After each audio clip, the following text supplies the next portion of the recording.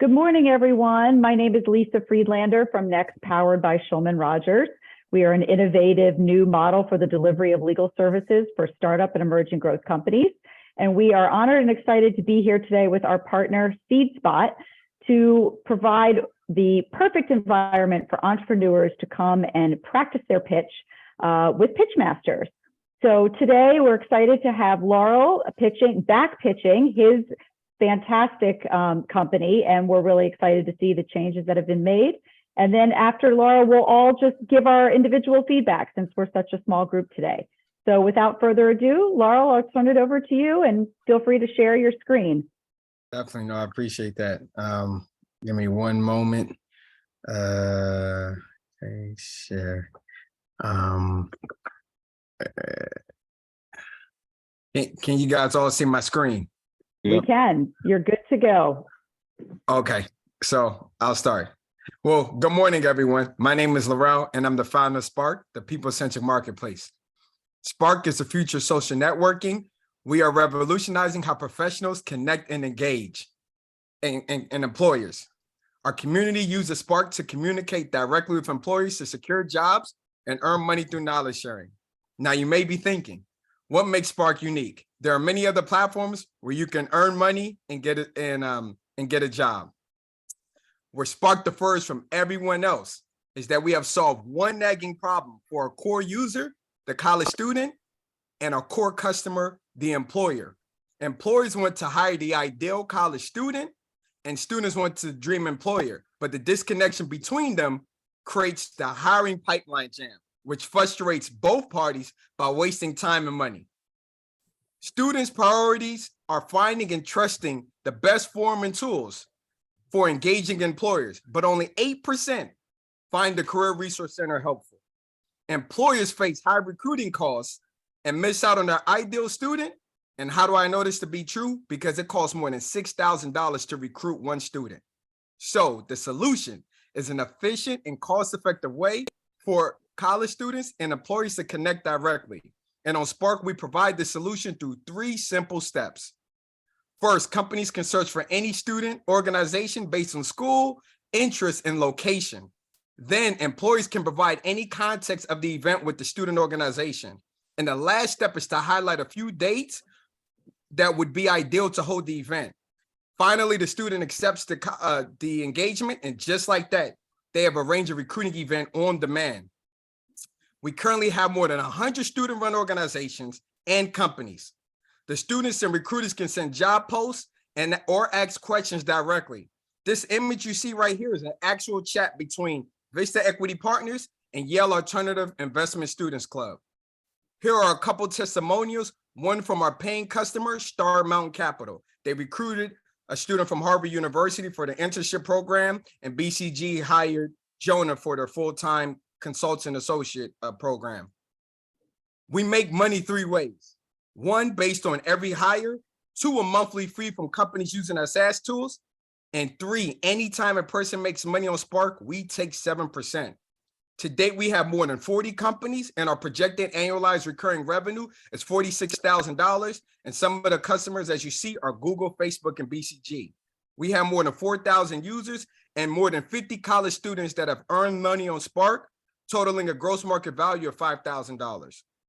The market that Spark currently sits in is the $30 billion college student job recruitment market. The next level up is the online tutoring market, a $183 billion industry. But our goal is to include the e-learning market, a $350 billion industry. We are raising $1.5 million to reach 500,000 in customer revenue and attain 200,000 users. Florin is my CTO, and he's built 1 million lines of code. And one of our advisors is Jeremy. He's the founder of Pure Cards and sold his company for $125 million. Please join Spark, the people-centric marketplace. Thank you. Well done, Laurel. Really, that was an excellent pitch in 3.5 minutes. So oh man, I need to get it down to 3, but I'm trying to, because some pitch competitions I do. You have a pitch competition for 3 minutes? Yeah. Got it. Okay, great. Well, why don't you stop sharing it for a moment anyway, and I'll have Lauren kick us off for feedback.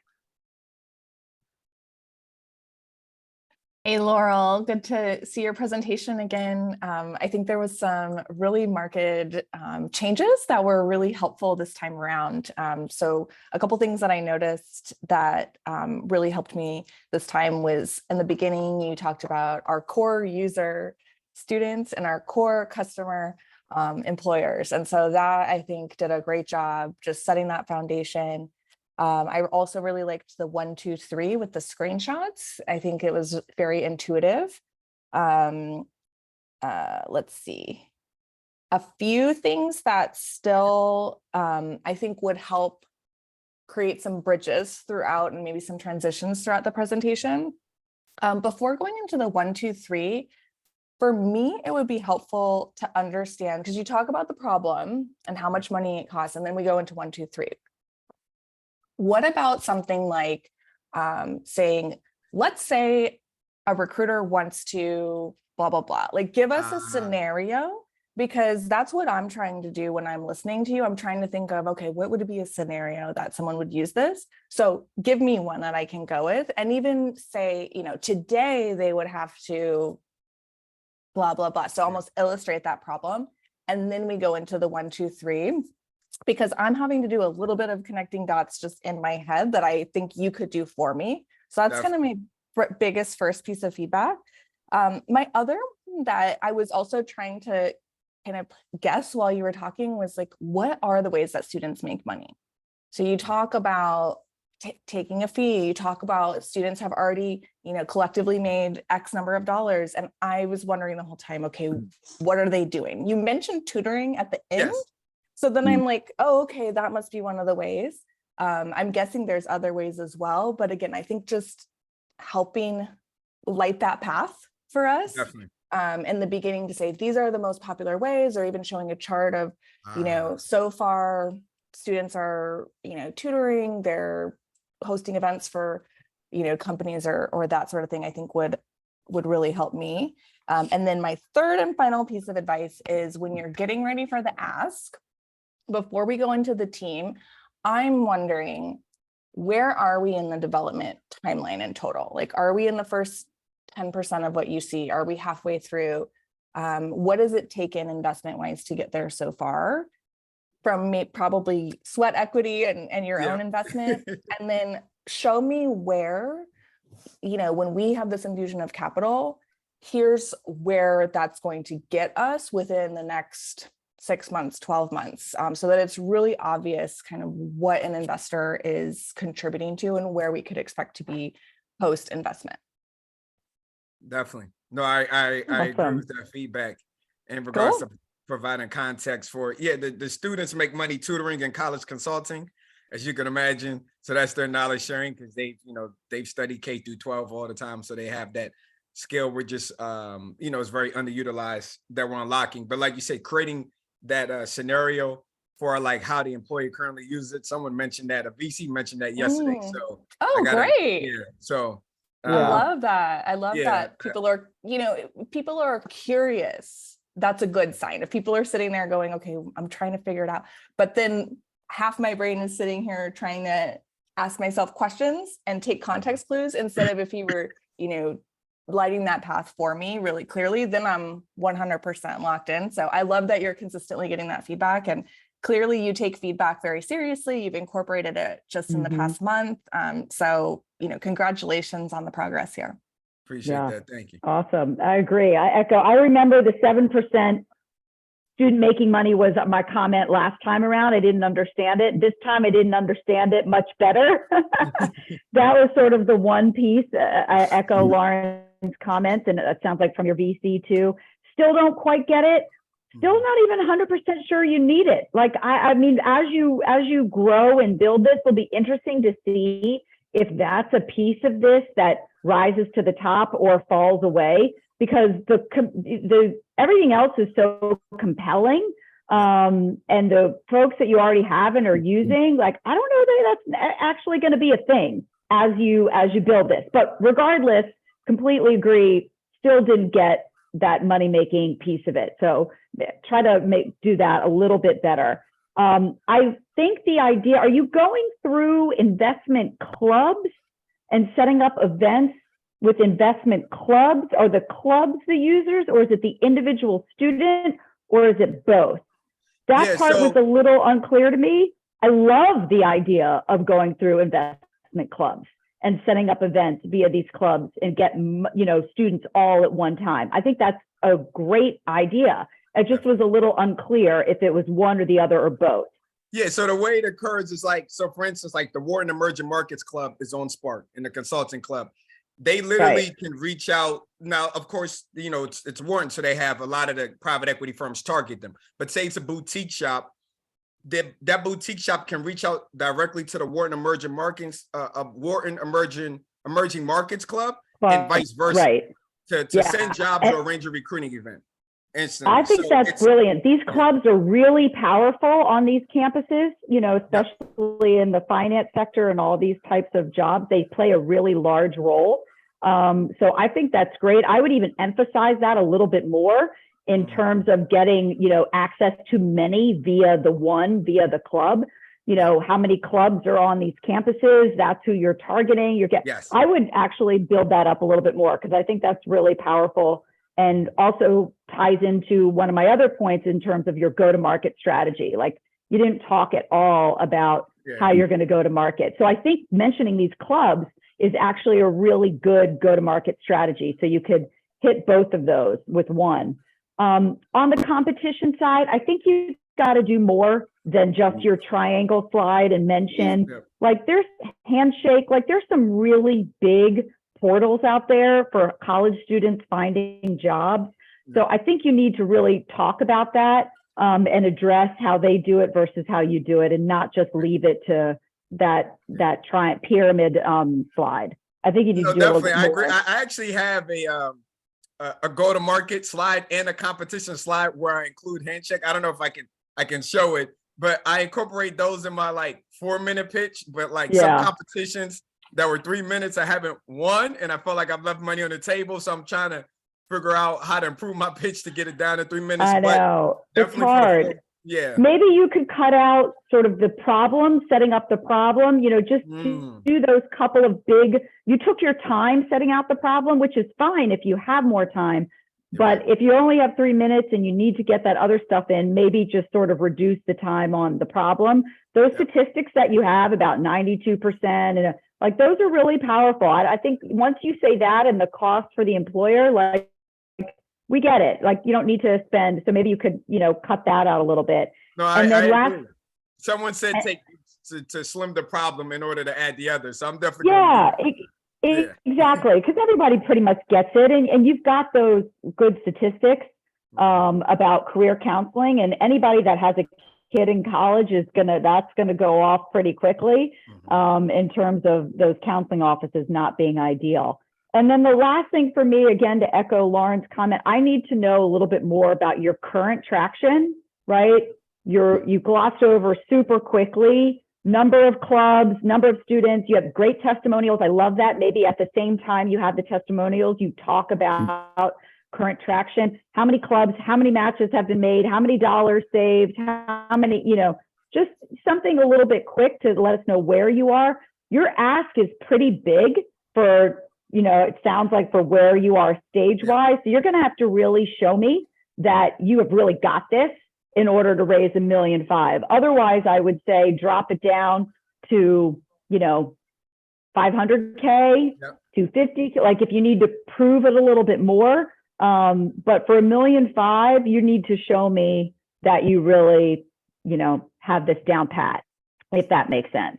No, it makes complete sense. Definitely. Okay. Awesome. And I'll now open up. David, Catherine, Claude, chime in. What feedback do you have for Laurel? Sure, Laurel, I'd like to build on what Lauren suggested about showing a scenario. And maybe that, if you start from the top with showing the scenario of your two users and how they meet, and that would cut down your challenge description time. And they carry you through the to your traction, for instance, and you show them multiply. So they are your direct users, and you tell their story. And I know that's how I've trained people, how I've been trained, and I'm trying to have that type of story with my own pitches. And I know that we're trained to have this, and this, and show traction, etc. So, how do you fuse it all together? And I think in the end, it is the story, right? And making it sit home and with those two people in your mind that the investor might be one of, for instance. Awesome. That's Thank you, helpful. Catherine. Very, very. Claude or David, any comments for Laurel? I got a question. So you have competition, and is the tutoring a differentiator? So Tutor is another node that is very complementary to our users, the college students, and provide retention, right? And that was some of the feedback that they actually gave us when we were trying to differentiate from that aspect. Where we differentiate for our customer, the employer, is the ability, like Handshake doesn't provide this LinkedIn or Indeed, to directly like arrange a recruiting event to a student organization and scale that out. That's what, like, through customer discovery, they're like, look, if we can just reach out, if I can type consulting club and I'm based in Philadelphia and I get the Drexel, Wharton, University of Philadelphia Consulting Club, and then I can send them a job post or do an event, that's where it differentiates, because they feel like through that club, you're getting that person with that interest or background. So, okay, that makes sense. How long have you been?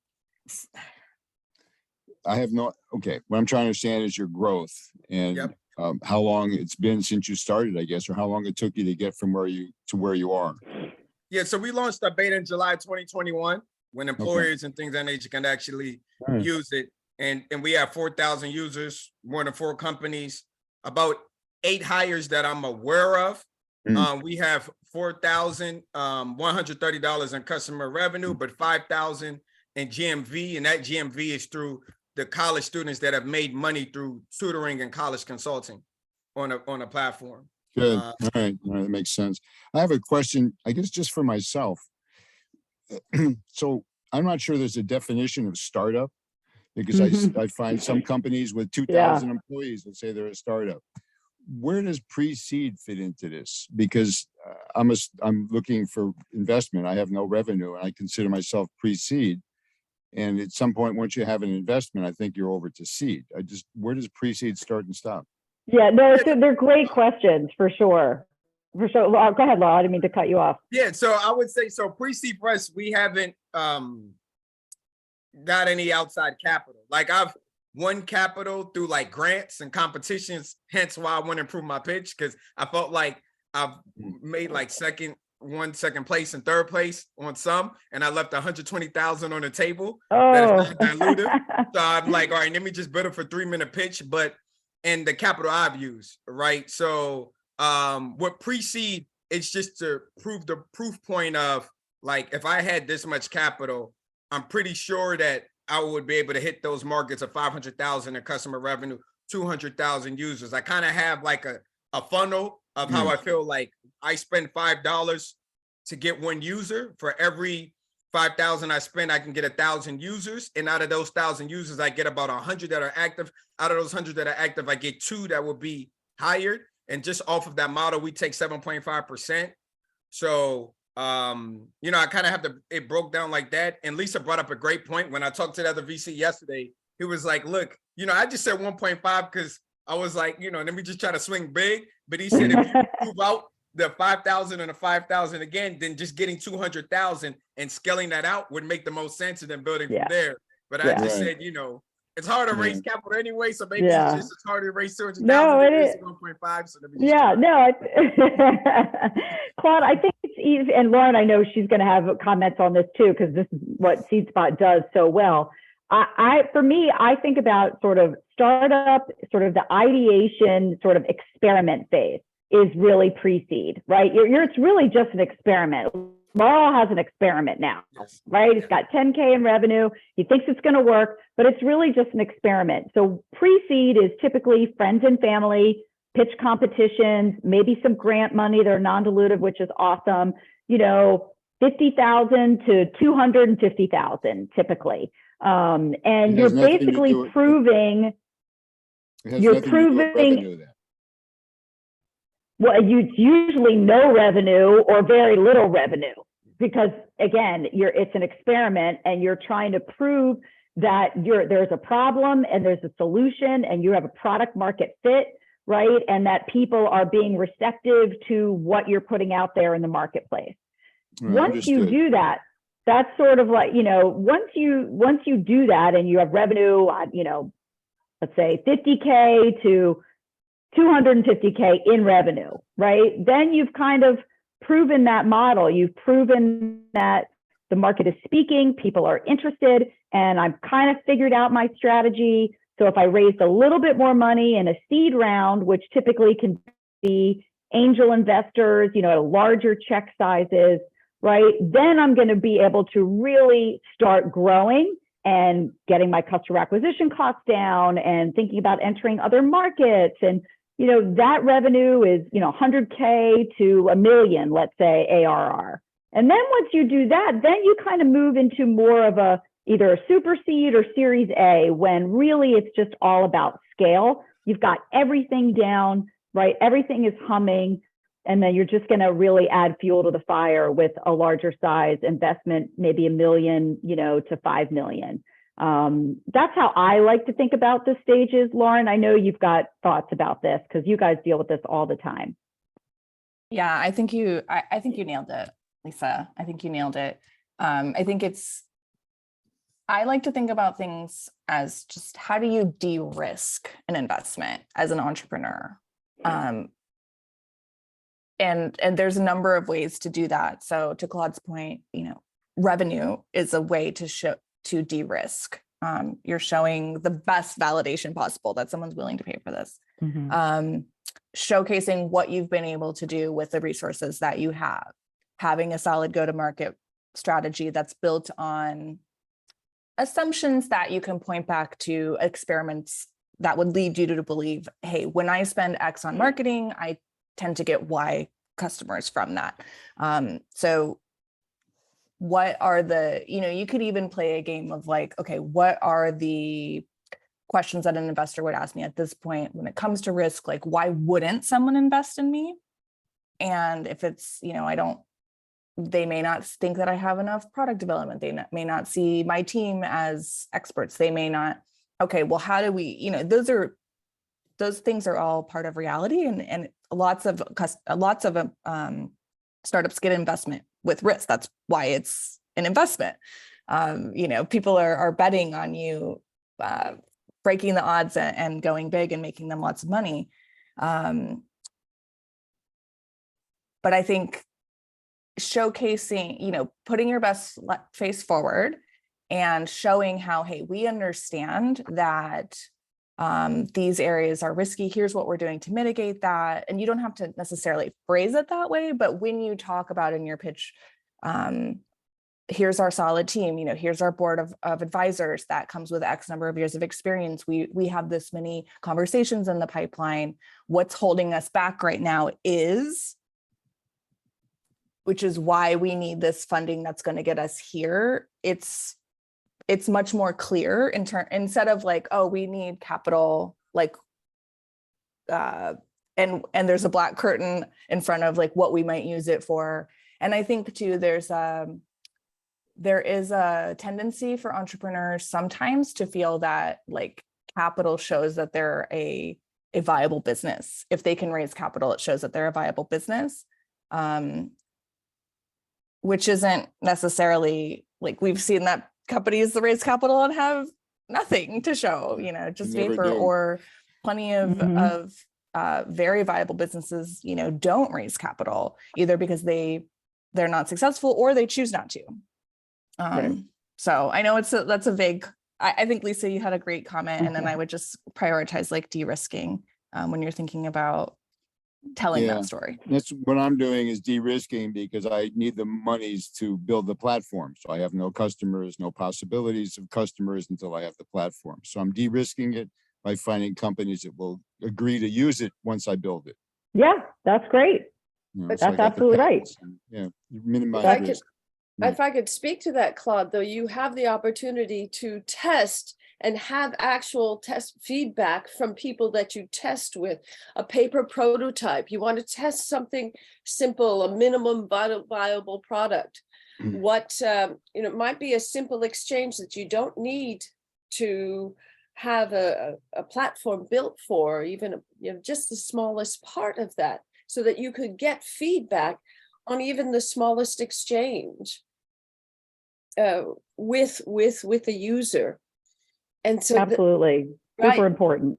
Yeah, and you can use that in your story to prospective users, and that's what Laurel spoke about as customer research, for instance. And those people, that's Steve Blank, right? Lean Startup.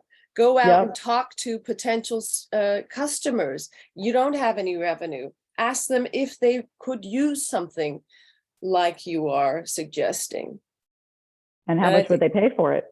How much would they pay for it? Exactly, right? Mm-hmm. What if this thing existed and you could draw it on a piece of paper and take them frame by frame of what that service might look like? But what you're interested in getting at is the true need for that idea you have.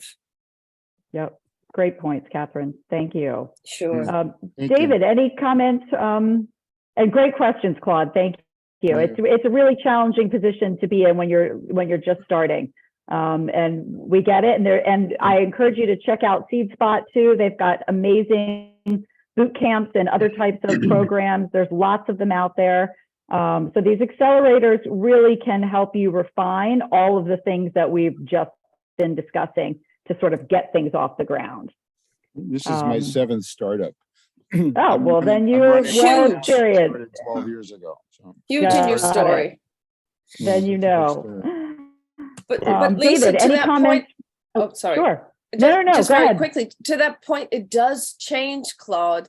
The definition of seed, which I started with, then became pre-seed. So it seems, I don't know what's going to come before pre-seed in a couple of years. That's why I was asking. Yeah. Yeah, seed rounds are getting bigger and bigger. I mean, there are seed rounds of up to 5 million I've seen, right, Lauren? I mean, that was never the case before. So you're right. I'm curious to see it is a constantly moving. Mm-hmm. With the economy are big these days too. I've seen pre-seeds at 3 million recently and stuff like that. So yeah, Lauren, I've got $500,000 into my company, but I'm pre-seed also. That's what I got for the patents. Wow. Yeah. I am curious, just with some of the potential, economic shifts and some of the trends we're seeing in tech, to see, because it does seem like it just keeps getting bigger. If there will be, a point where we reset or come down, it will be very interesting to see. Yeah. I think it's happening now. Thank you. Thanks, Claude. Good luck to you. Keep coming back. David, any comments for Laurel or on anything that we've been discussing?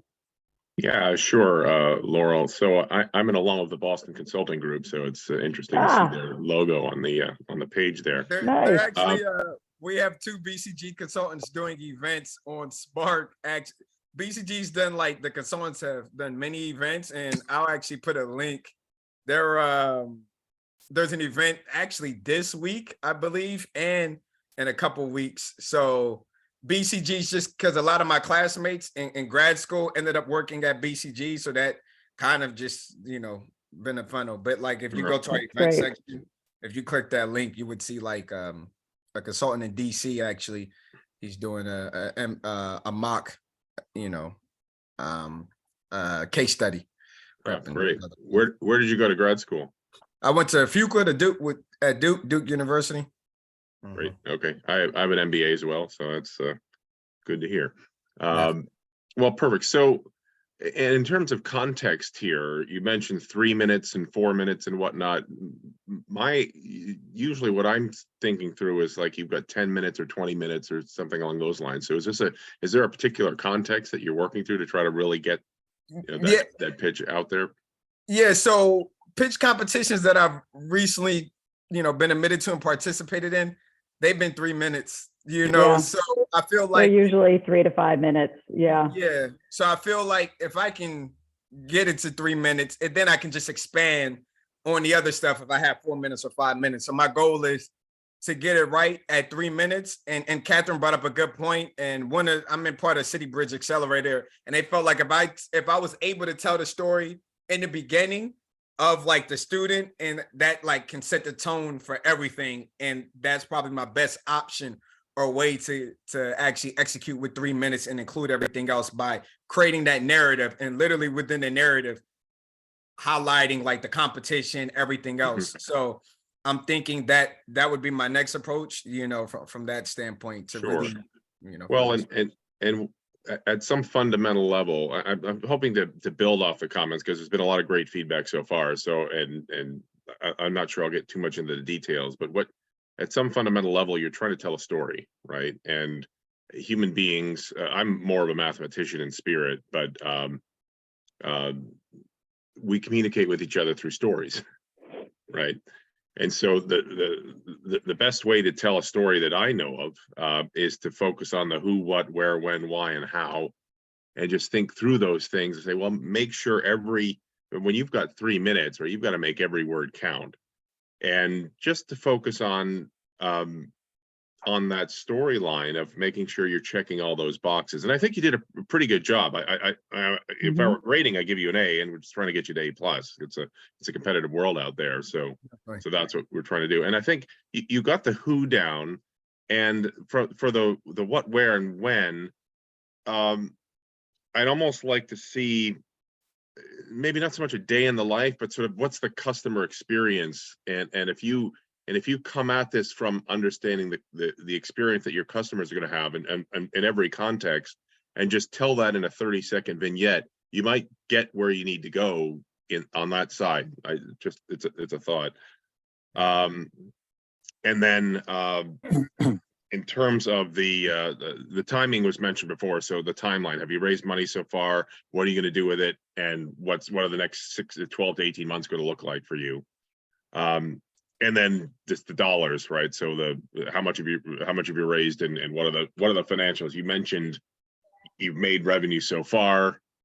What are your projections in the next 12 to 1 year, 2 year, 3 year, et cetera, and that you don't have to dwell on it, but just having that out there kind of gives everyone's going to look at your presentation from multiple angles, and there's going to be someone in there like me that's sort of a numbers guy that's going to say, okay, help me do the ROI in my head, because it's got to meet some certain threshold, and if it can meet that threshold, then you get the 20-minute conversation, or then you get the 2-hour conversation with my partners in crime, whatever the case may be, right? So you've got to think through your audience, and everyone's going to want to hear the story, and then it's going to bifurcate or trifurcate or whatever the right word is, where I'm going to want to know what are the numbers. Okay, I'm going to want to know what's the market penetration.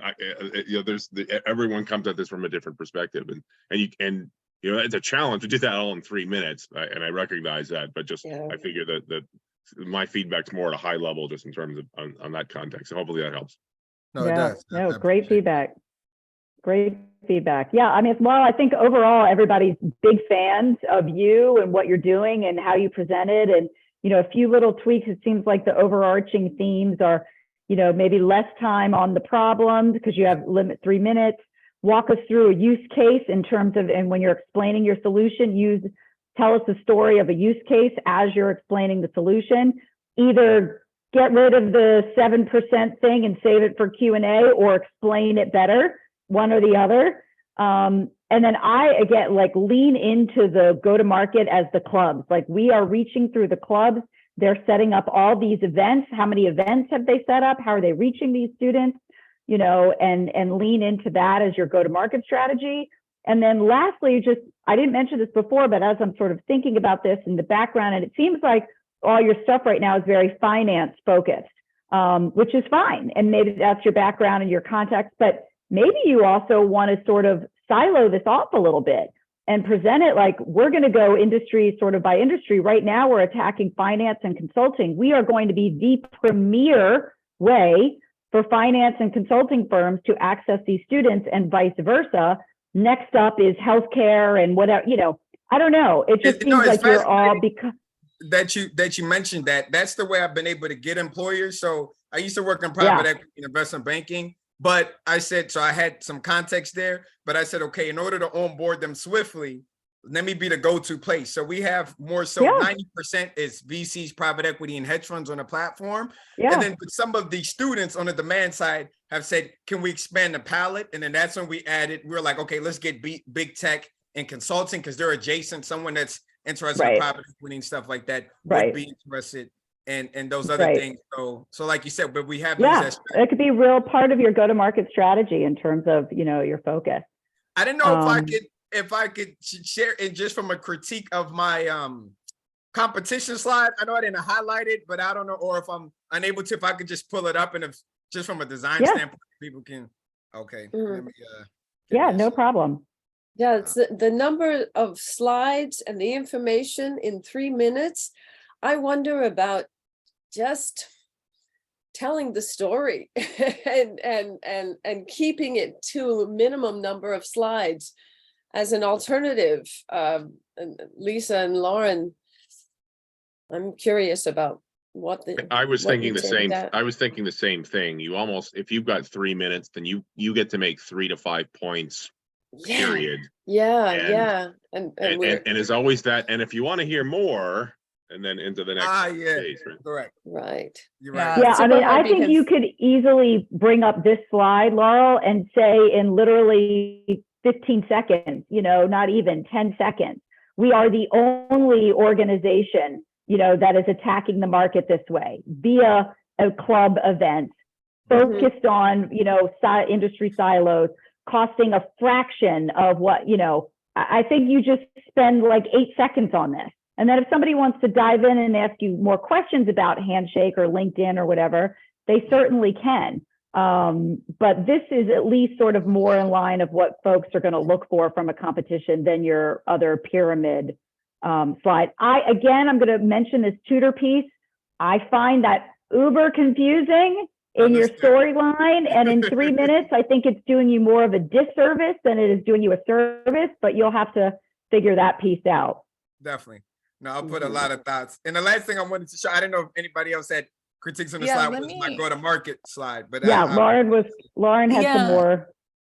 The only thing I would say to David's point is some either pitch competitions or people who are screening have, and I think David, this goes back to one of your previous points too, kind of have their pet things that they're looking for. Like, I'm always looking, for example, for user validation. That's the most important thing to me, traction and user validation. So if a pitch doesn't contain at least a suggestion of that, it's like, oh, well, I'm probably going to disqualify it. So I do think it's helpful to mention, but I think there's creative ways that you can incorporate something like competition even into another section. So if you're focused right now on problem, customer, solution, traction, and those are your 4 points that you're wanting to hit, you know, can you incorporate competition into problem? Like we were talking about, oh, you know, today a competitor is having to do this, potentially using one of our competitors in the marketplace, like Handshake, which only allows them to blah, blah, blah. And it's just a one-liner. Or could you use it in traction? You know, the industry, there has been a lot of growth in this industry since, you know, 2010. We're seeing companies like Handshake and Chegg Tutors getting investment of, you know, upwards of X billion just in the past 2 years, you know. So is there a way to even just weave in a comment that's like, oh, that's interesting, we can move on? It doesn't even necessarily require a slide, but we're touching on it. No, understood. No, that makes sense. Let me hold on. Now that's an appendix slide. That's when sometimes I just do with 15 months of funding or 3 years, but I have to improve upon this slide. But that's just kind of showing. Don't use this slide. I know. Yeah. Busy. I would also say graphically, there's a little too much type, and it's a fine.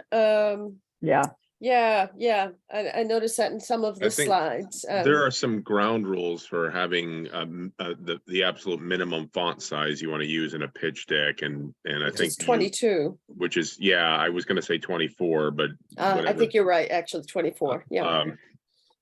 And so just have that in the back of your mind, because anything that needs to be smaller, these are the things you have to talk through.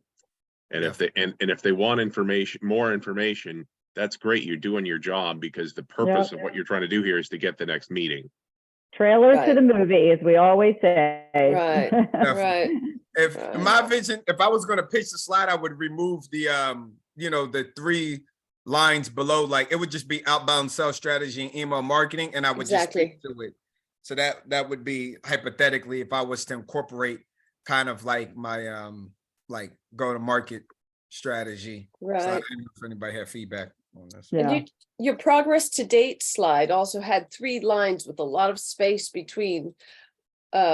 Increase that, and that actually is a bit of the timeline that you were talking, that Lauren was asking for. So Mhm. that could be compressed into your timeline, what you've done so far and what you're going to be doing, what you project. Correct. No, I completely agree. I'm trying to go back. And it's funny, I keep a huge spreadsheet, like if I did it a deep dive, but Your pro I think forma, that in the right? back end, that like, yeah, but that's if someone really wanted to get the numbers. I had that one time, but then I literally broke down everything systematically how it worked. But that's like keep in the back end. Well, you're Lisa. doing great. You're doing Yeah. great. These are all like nuances. You're like, as David said, A to A plus. Like you're these are little bits and tidbits to take in and figure out how to just make it incrementally better. But you're doing great. Yeah. Lisa, would you say that if you got to the point of bringing your pro forma up on a slide, you would say, I would like to schedule a meeting with you, rather than I would showing them never bring up a pro forma Yeah, no, on a slide. correct. I Yeah. would never do that. Never do that. Yeah. All right, Laurel. Well, this has been great. Thank you, everybody. I love the collaboration on today's session. Hopefully you found it really informative. Any last comments or questions before we let everybody go? Thanks. Good way to wake up. Great Get my group. brain I going. loved Yeah. all the Thank you. input I from appreciate everyone. everything. And good Well, luck. keep This coming is back great. and good luck. Let us I know will. how the I'll come competition back. goes. When I make some iterations, I'll be back. And if you want introduction to the Tufts Investment Club, let me know. That's where my son is. Happy to help make that No, connection. I would definitely love to connect with them from that standpoint. So Yeah. I would truly appreciate that. Awesome. Okay. Well, have a happy and healthy holidays to everybody. Enjoy Thanksgiving and your families next week, and join us again in December. Thanks so much. Yeah. Thanks. Thanks, Thank you. everyone. Bye. Bye. Bye-bye.